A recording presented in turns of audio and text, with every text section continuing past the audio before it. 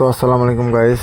এই যে দেখতেছেন আমি এই কলার পাতাগুলো মাছকে দিয়েছি খাইতে। তো খাওয়া কিছুগুলো শেষ হয়ে গেছে, কিছুগুলো বাকি আছে। তো আমি এই কলার পাতা যেগুলো খাওয়া শেষ আছে ওগুলো সত্যি বা এগুলো যেগুলো বাকি আছে খাওয়া, এগুলো শেষ হলে একসাথে তুলি ফেল দিব।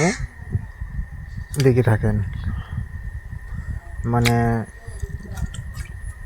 আমার ডিগিটা তেমন একটা বড় নয়, বেশি যদি অজস্র বড় বা সেটা বড় হয় কোনো অসুবিধা নাই। সে যদি বড় না হয় তাহলে অল্প মনে করেন পানিটা লেতরা হবো, মাছের গাওয়াত খাওয়া ধরবো। এই জন্য ডিগিটা সাফ সুগন বা পরিষ্কার রাখাটাই সবচেয়ে বেস্ট বা ভালো।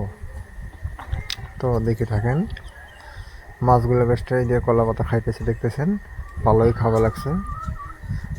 মাছগুলো আল্লাহর রহমতে বড় বড় হলো। তো এই বলে আমি শেষ করলাম।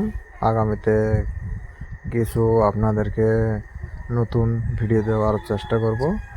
দর্শক ভাইরা সবাই আমার জন্য দোয়া করবেন, আর ভিডিওটা যদি ভালো লাগে লাইক শেয়ার কমেন্ট করবেন। এই বলে শেষ করলাম।